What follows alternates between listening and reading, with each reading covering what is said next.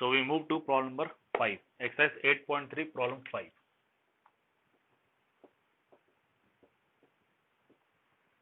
Exercise 8.3, problem 5. Now see what is given to you. Vasudevan invested rupees 60,000 at an interest of 12% per annum compounded half yearly. What amount would he get? दो problem है, पहला after 6 months और दूसरा after 1 year. Okay, some person is there, Vasudevan, who has invested rupees 60,000. तो rupees 60,000 जो invest किया गया वो होगा principal. So principal is rupees 60,000. Okay, principal is rupees 60,000 at a rate of interest 12% per annum compounded half yearly. तो R जो है it is 12% per annum compounded half yearly. Compounded half yearly. Okay, this is compounded half yearly. Then question is what amount would he get? आपको amount find करना है. What amount would he get? पहला है after 6 months और दूसरा है after 1 year. Now see first after 6 months.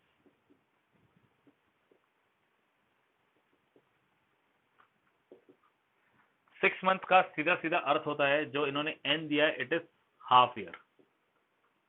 जो N उन्होंने दिया है इट इज हाफ ईयर. तो जो 2n है 2n आपका सीधे सीधे 2 इंटू हाफ हो जाएगा विच इज 1. अब हम 2n क्यों फाइंड कर रहे हैं? हम 2n इसलिए फाइंड कर रहे हैं क्योंकि यहाँ पे रेट ऑफ इंटरेस्ट आर जो दिया है इट इज 12% पर एनम कंपाउंडेड हाफ ईयरली. यहाँ पे हाफ ईयरली दिया हुआ है. ठीक है, कंपाउंड हाफ ईयरली दिया है तो हम जो अमाउंट का फॉर्मूला अप्लाई करेंगे amount it will be p bracket 1 plus r upon 200 raised to 2n आएगा. ओके, ये आएगा. अब n आपको हाफ ईयर दिया है तो 2n 1 आ रहा है. मतलब आपको हाफ ईयर दिया है. हाफ ईयरली के पॉइंट ऑफ व्यू से हमारा जो इनऑल पीरियड है वो 1 हो गया. इनऑल पीरियड जो है वो 1 हो गया. So we get this formula. p है आपका 60,000. दिस इज 1 प्लस r है 12 अपॉन ये 200 आ गया रेस टू 2n आपकी वैल्यू 1 आ रही है. Okay, 12 and 200. ठीक है, इसमें आप चाहो तो सीधे सीधे 4 की टेबल अप्लाई कर सकते हो. 4 3 जा 12 हो जाएगा. Okay, and 4 this will be 50. So you get 3/50. ये जो 1 है ये 1/1 है. आप एलसीएम 50 कन्वर्ट कर दीजिए तो आपको मिलेगा 60,000. ये हो जाएगा 50/50 प्लस 3/50. ओके, 50/50 कर दिया हमने. यहाँ पे 50/50 का करने का रीजन है यहाँ पे डिनोमिनेटर 50 और यहाँ पे डिनोमिनेटर 1 है. फ्रैक्शंस में जब एडिशन करना रहता है तो डिनोमिनेटर सेम करना पड़ता है. इसके लिए हम एलसीएम लेंगे. 1 और 50 का एलसीएम 50 आएगा तो 1 को हमने 50/50 किया. Okay, this leads to 60,000 in the bracket 53/50. You get this. ये 60,000 है और ये 53/50 हो गया. ओके, चलिए ये कैलकुलेशन तो आप कर सकते हो. कीजिए ये कैलकुलेशन और देखिए आंसर क्या आ रहा है. 0 0 तो कट हो जाएगा. 1 1 0 कट 5 1 जा और ये हो जाएगा 1 2 0 0. अब 1 2 0 0 मल्टीप्लाई बाय 53 आपको करना है. See this and let me know what is the answer.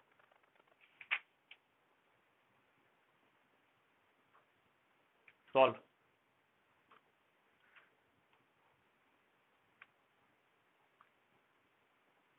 आपका हो गया तो यहाँ पे आप आंसर पोस्ट कर सकते हो. ओके, फाइंड आपको क्या करना है? अमाउंट फाइंड करना है. Okay,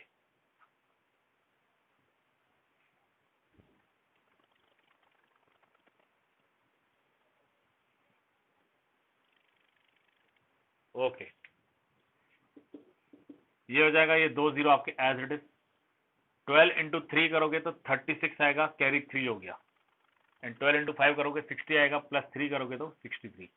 means this will be the amount. This will be the amount 63,600 and this amount is received after 6 months. Okay, when it is compounded half yearly. अब इसी का दूसरा प्रॉब्लम है आफ्टर 1 year.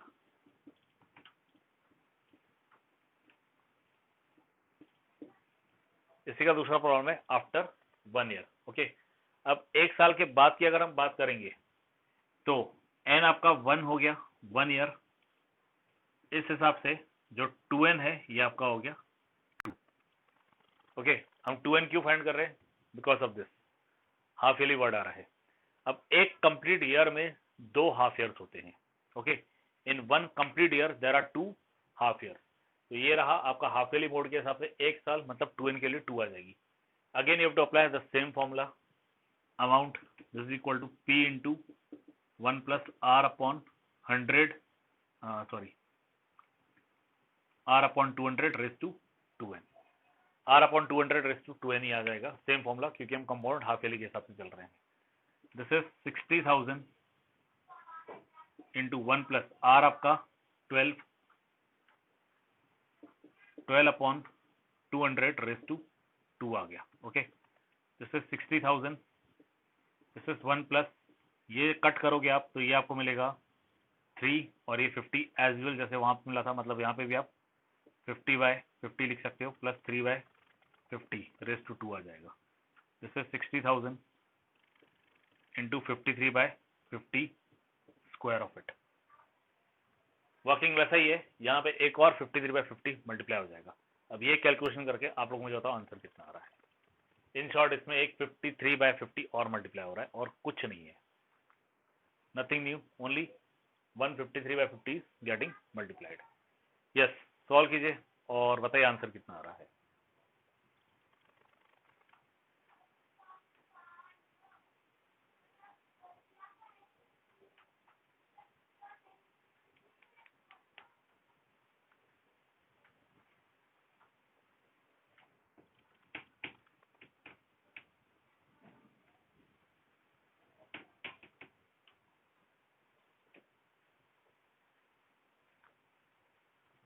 अब ये really आप लोगों का आंसर आ रहा है या फिर आप लोग पीछे से देख रहे हो? हाँ, अगर आप लोगों ने कैलकुलेशन करके आंसर निकाला है बहुत अच्छी बात है, लेकिन यदि आप पीछे से देख रहे हो तो ये बहुत ही गलत बात है, याद रखिएगा।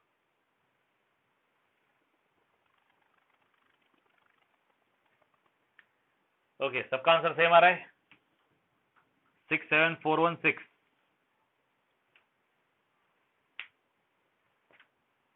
Getting the same answer 67416।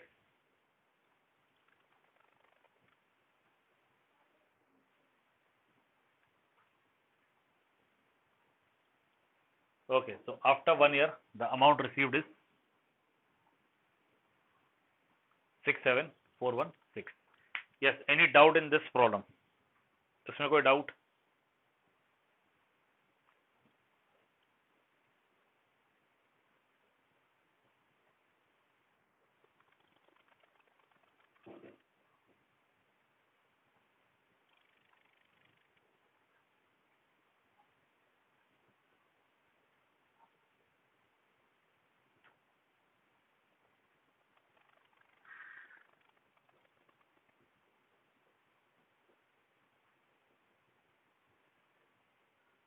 Can you turn your camera to the right of your?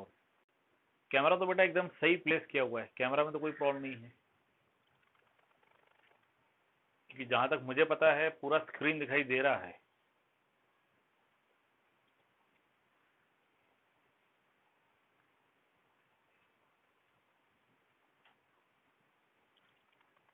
ये बोर्ड पूरा दिखाई दे रहा है।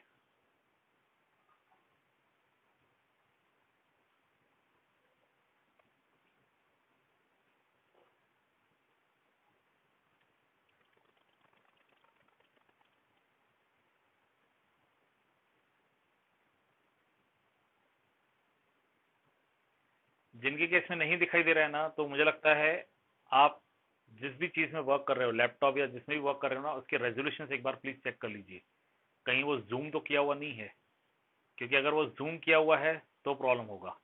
ठीक है, और अगर रेजोल्यूशन वगैरह सब सही है तो फिर एक बार आप बाहर निकल जाइए और फिर से लॉग इन कीजिए। ओके, वहां से वो हो जाएगा,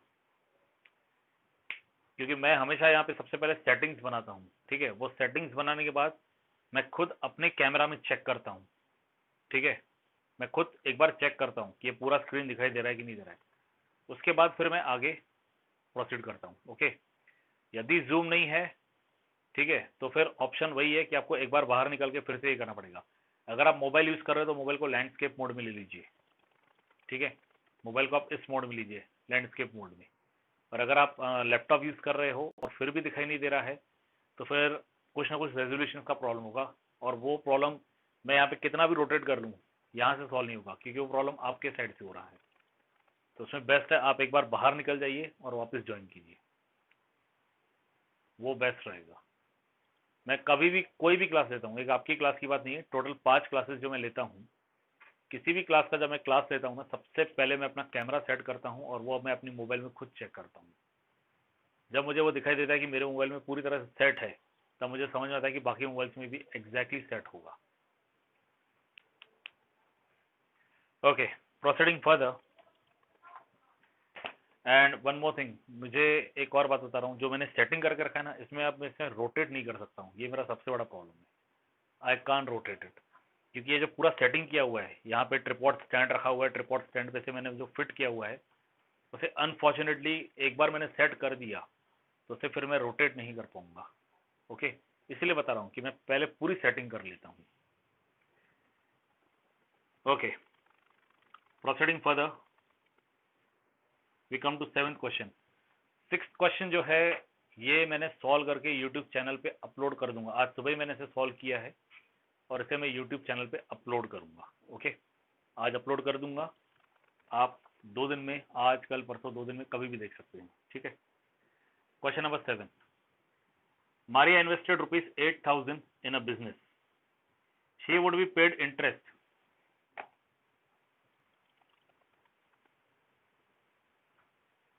आप ये बोल रहे हो ना 6,000 नहीं दिख रहा है। Yes Ashwan,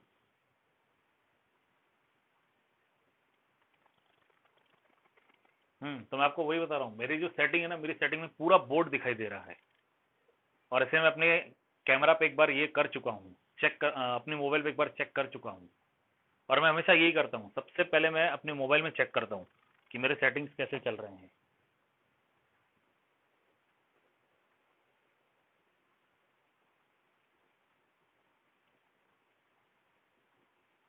wait a minute, let me C.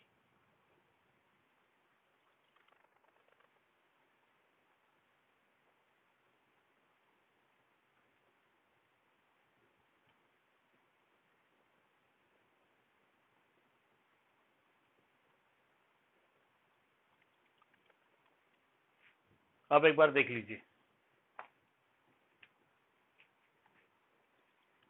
Okay, question number 7, Maria invested rupees 8,000 in a business. She would be paid interest at 5% per annum compounded annually. Find, पहला क्वेश्चन है, the amount credited, credit मतलब जमा होना, the amount credited against her name at the end of the second year. At the end of the second year, 2 साल के बाद amount कितना होगा, और फिर आगे the interest for the third year. Okay, आगे है the interest for the third year. Now see,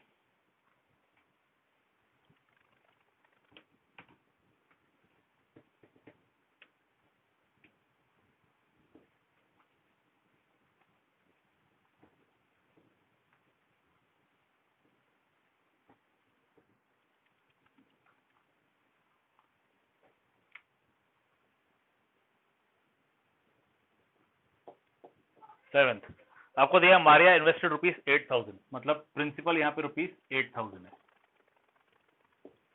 okay, principal is rupees 8,000 in a business. She would be paid interest at 5% per annum compounded annually. तो rate of interest जो है वो 5% per annum compounded annually है।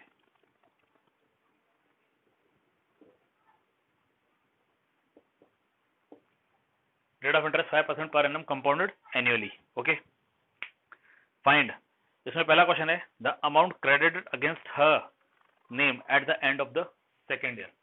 तो पहले problem के लिए N जो है ये 2 ईयर्स है, ठीक है, पहले प्रॉब्लम के लिए एन जो है वो 2 ईयर्स है।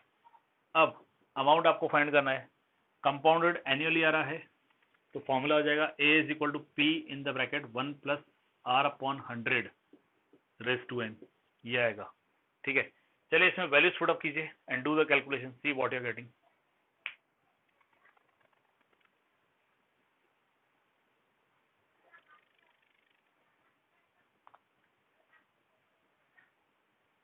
जिसका आंसर आ गया वो सिर्फ डन सर, यस सर या raise the finger, raise the hand, यही पुटअप कीजिएगा, आंसर मत पुटअप कीजिएगा। Don't put the answer please. Answer put up नहीं करना है, यहां से आप सिर्फ इन्फॉर्म कर दीजिए कि है यस सर हो गया, प्रॉब्लम सॉल्व हो गया। डन सर, यस सर, इस तरह का आप भेज सकते हो।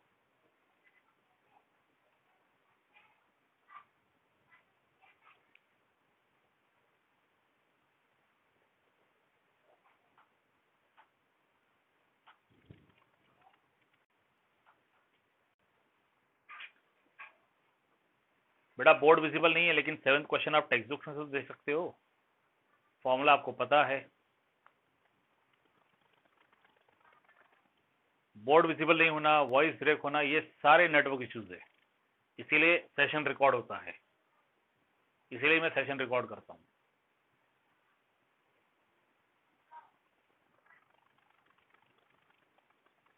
और यहाँ पे एक्चुअल आपको बोर्ड की जरूरत ही नहीं है, क्वेश्चन नंबर 7 आपके टेक्स्ट बुक में दिया हुआ है।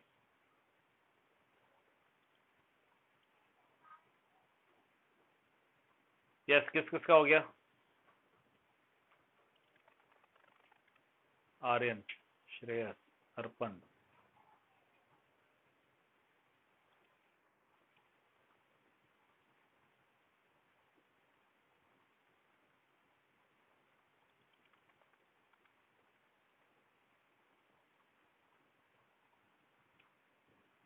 Principal is 8000,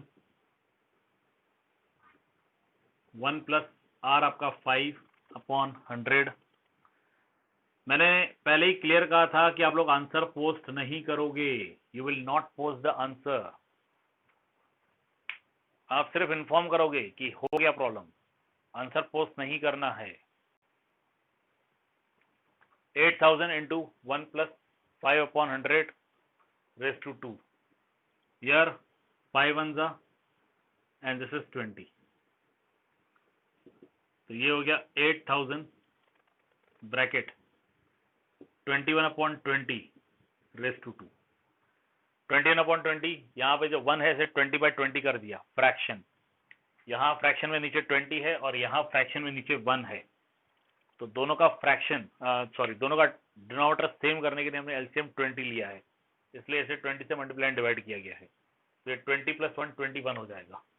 this leads to 8000 into 21/20 into 21/20, you get this 1 2 1 and 2, 2 zeros cancel, 2 1s are 40, again 2 1s are 20, so you are having 20 into 21 into 21, this is 20 into 21 into 21 is 21 square, gives you 441, this equal to ये आ गया 0, 2 1s are 2, 2 4s are 8 and 2 4s are 8, you get this। अब बताइए क्या आप लोग का answer ये आ रहा है, और is there any mistake?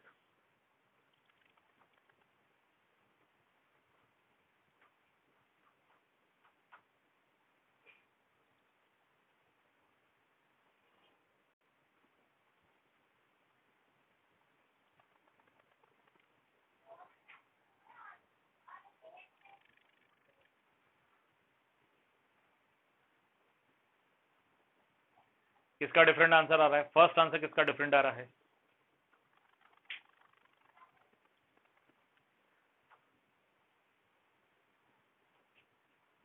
Okay, so this is the first answer. अब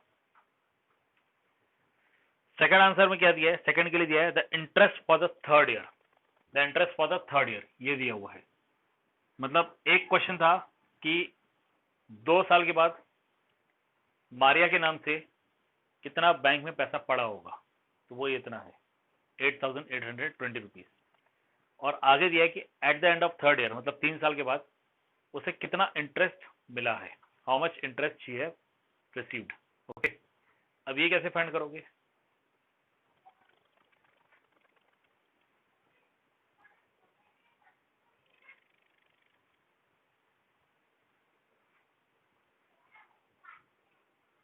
yes, how to find this?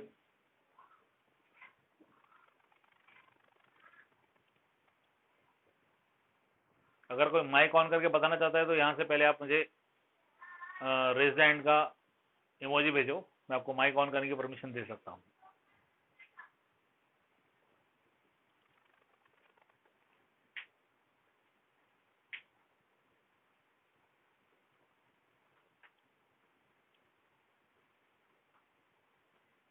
हाँ अमृतांशु, माइक ऑन कीजिए, बताइए।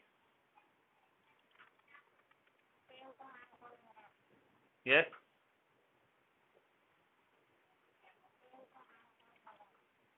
P into R upon 100 means simple interest का फॉर्मूला आप बोल रहे हो।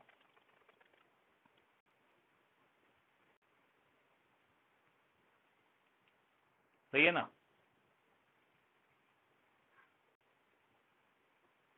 Yes Amritanshu.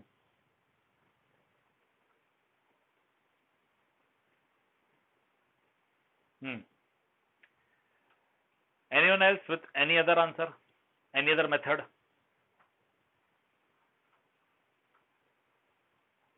Anyone else with any other method? हाँ यानिश, माइक ऑन करो, बताओ।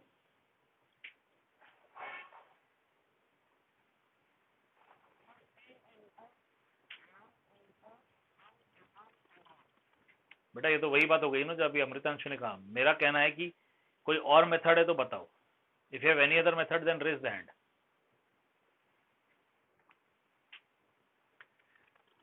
यस, अब देखिए दो मेथड है जिससे आंसर आ सकता है। एक जो मेथड अभी इन दो बच्चों ने बताया, P into R into T upon 100 वाला मेथड है, ठीक है, means finding the simple interest. Okay, एक वो मेथड है। हाँ भव्य।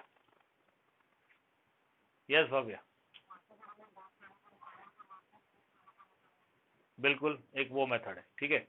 दूसरा मेथड है कि ये जो हमने फाइंड किया है ना अमाउंट, यही अमाउंट फाइंड करना है n के लिए 3 लेके, ठीक है। n के लिए 3 लेके फाइंड करो, आपका जो आंसर आएगा उसमें से फिर ये प्रिंसिपल सब्ट्रैक्ट करेंगे, ठीक है, वहां से आंसर आ जाएगा, ठीक है। आपको सिर्फ इंटरेस्ट फाइंड करना है, याद रखिएगा। तो एक है कि आप यही वाला फॉर्मूला अप्लाई करो, n is equal to 3 years लेके, अमाउंट जो भी आएगा उस अमाउंट में से ये प्रिंसिपल सब्ट्रैक्ट कर दीजिए, आपका आंसर आ जाएगा। दूसरा मेथड है by applying the formula of simple interest. अब अमृतांशु और ज्ञानेश, आप दोनों से क्वेश्चन है, ठीक है, this is question for both of you. और कोई भी इसका आंसर देना है तो चैट बॉक्स में आंसर दे सकता है। आपको आंसर चैट बॉक्स में देना है, आप दोनों को भी चैट बॉक्स में आंसर देना है, माइक ऑन नहीं करोगे आप लोग, ठीक है। क्वेश्चन ये है कि जो मेथड आप बता रहे हो कि सिंपल इंटरेस्ट का फॉर्मूला अप्लाई करना चाहिए, ठीक है, उस सिंपल इंटरेस्ट के लिए आपने P into R into T upon 100 का हुआ है, इसमें प्रिंसिपल P क्या लोगे? What you will take the principal P?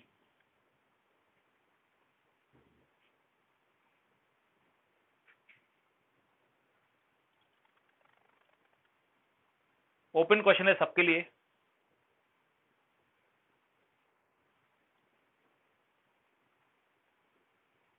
Good good, correct. देखिए आपको 2 साल के लिए अमाउंट कितना था वो फाइंड करना था, आपने फाइंड कर लिया, ठीक है। तीसरे साल के लिए आपको सिर्फ इंटरेस्ट चाहिए, तो आप क्या कर सकते हो, ये जो 2 साल के बाद वाला अमाउंट है इसे अगले 1 साल के लिए, मतलब थर्ड ईयर के लिए, अगले 1 साल के लिए इसे आप प्रिंसिपल कंसीडर करो और इस पे आप सिंपल इंटरेस्ट का फॉर्मूला अप्लाई करो, क्योंकि हम ऑलरेडी कंपाउंड एनुअल के पॉइंट ऑफ व्यू से चल रहे हैं। आप सीधे सीधे इस पे सिंपल इंटरेस्ट का फॉर्मूला अप्लाई करके इसका आंसर फाइंड कर सकते हो, ठीक है। Therefore amount after 2 years is ₹8820. Okay, then second question is interest at the end of 3 years.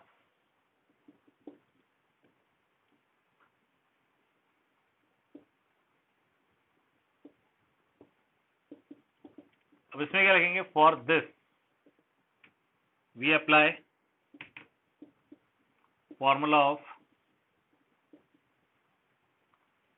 Simple interest for 1 year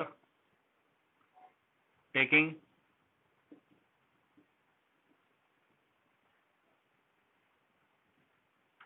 A is equal to क्या आ रहा था 8820 एज प्रिंसिपल। ठीक है, इसे हम प्रिंसिपल कंसिडर करेंगे। Taking A is equal to 8820 as principal, मतलब ये जो आंसर आ रहा है ना, इसे हम प्रिंसिपल कंसिडर करेंगे और अगले 1 साल के लिए इस पे हम सिंपल इंटरेस्ट का फॉर्मूला अप्लाई करेंगे। ठीक है, तो simple interest is equal to, यहाँ पे आप A into R into T upon 100 लिख दीजिए। दिस इज 8800 इंटू आर है आपका 5% इंटू टी आपका 1 है अपॉन 100। दिस 2 जीरो, सॉरी ये 8820 है। 1 0 एंड 1 0 गेट कैंसल, 5 1 जा 2 जा, और ये डिवाइड कीजिए तो आपको 441 आएगा। ये आएगा answer. Okay, so interest which is given at the end of 3 years is 441, इतना इंटरेस्ट आएगा। ओके, इसमें कोई डाउट?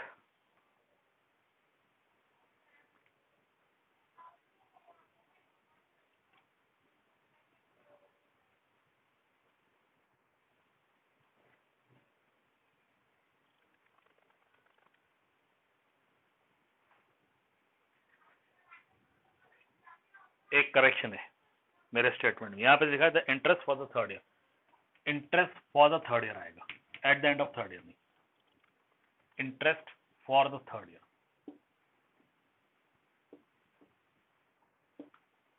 सिर्फ तीसरे साल का इंटरेस्ट इन्होंने पूछा है, ये आएगा।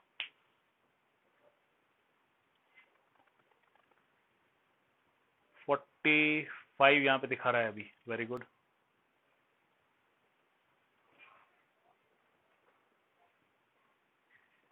Yes, any doubt in this? अगर डाउट नहीं तो फिर हम आगे प्रोसीड करें।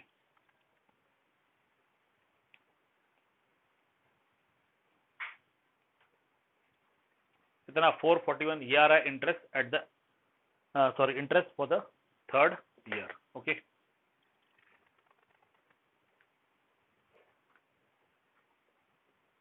8th और 9th जो है ये आपका होमवर्क रहेगा।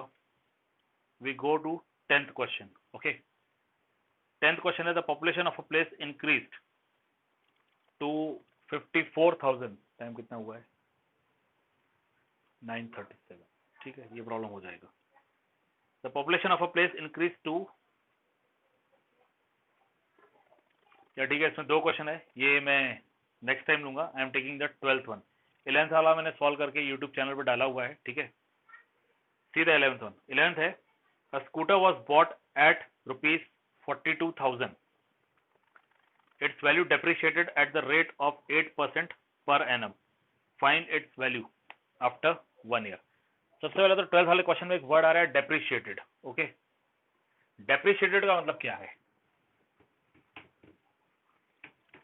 What is the meaning of depreciated?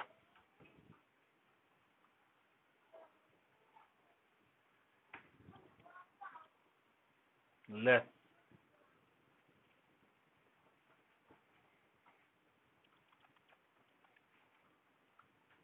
Only one answer?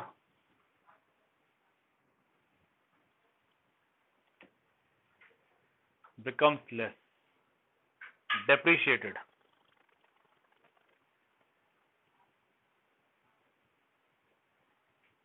anything sold at less amount। okay, depreciated actual anything sold at less amount या वैल्यू लेस होना, ये बराबर है। डेप्रिशिएट का एक सीधा सीधा अर्थ ये रहता है, एक कुछ ऐसे आर्टिकल्स जिनकी वैल्यू जो ओरिजिनल रहती है उस पर परचेस करने के बाद उसकी वैल्यू धीरे धीरे करके कम होती जाती है। ओके, जिसका लाइफ स्पैन कम होती जाता है, और लाइफ स्पैन इसलिए कम होता है क्योंकि इसका यूज होना स्टार्ट हो जाता है।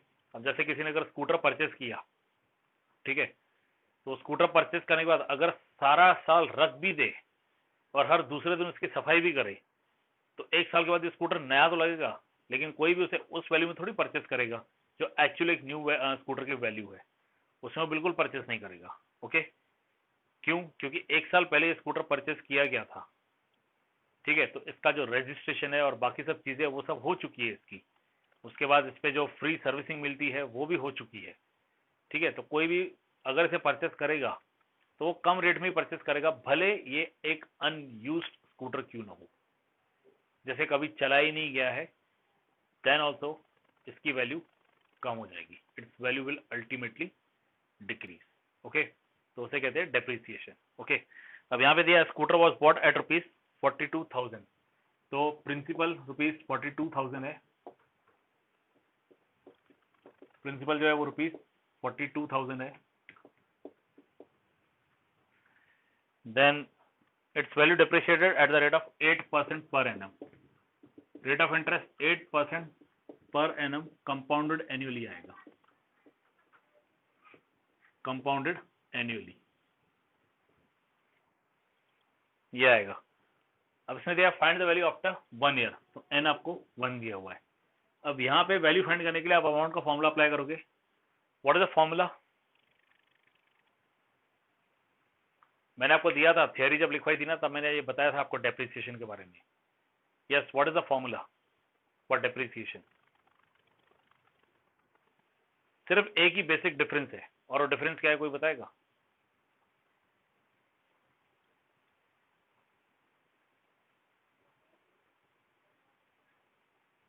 माइनस साइन आती है, ये हो जाएगा P bracket 1 - R/100 raise to n, ठीक है, बीच में जो है वो माइनस साइन आएगी। ओके, यही सिर्फ डिफरेंस है इसमें डेप्रिसिएशन वाले में। इसमें अब आप वैल्यू पुट अप कीजिए, ये आएगा 42,000 bracket 1 minus rate of interest आपको 8 दिया है, 8/100 n ऑलरेडी 1 है, rate of interest sorry year जो है वो 1 है, ठीक है। अब इसे आप सॉल्व कीजिए, इसमें आप चाहो तो कैंसिलेशन कर सकते हो, दिस इज 2, दिस इज 25।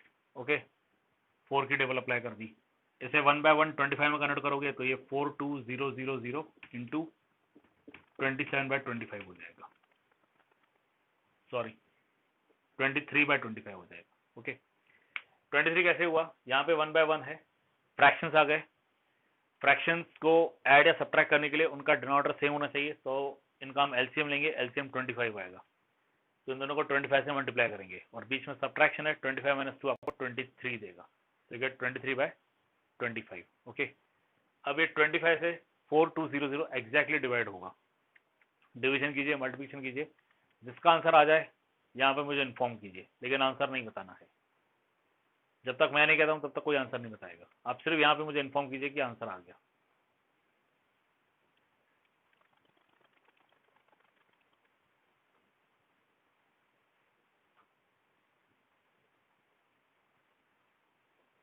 एक, दो,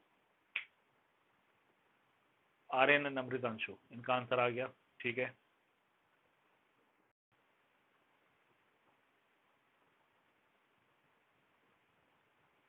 विराज, Shreyas,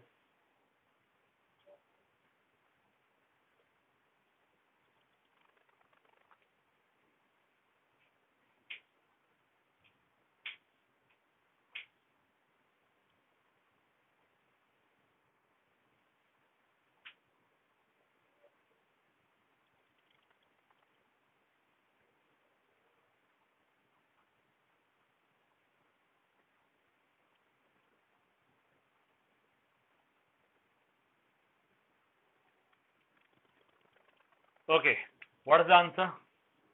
Any one of you?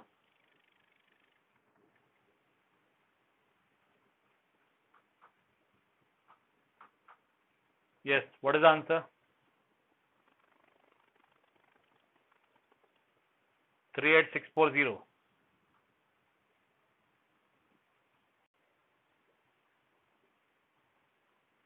Okay, सबका आंसर सेम आ रहा है? कैंसिलेशन में 25 1 जा 25, कैरी 170 हो जाएगा, 6 जा 150, कैरी 20 हो जाएगा, 80 1680 इंटू 23 आ रहा है, ये सही है?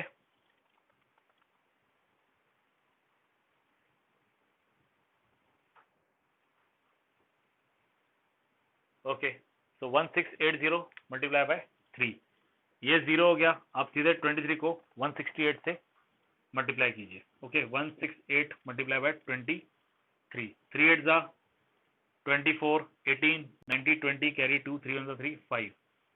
This is 504 and 2 8s are 16, 13, 3. This is 4, 6, 8, 3. Means 38640. So value of scooter after 1 year is 38,640. जबकि परचेज किया गया था 42,000 में. ओके, तो 1 साल के बाद उसकी वैल्यू क्या हो गई? डेप्रिशिएट हो गई. यस, एनी डाउट इसमें या आज जो भी टॉपिक्स हुए उसमें कोई डाउट?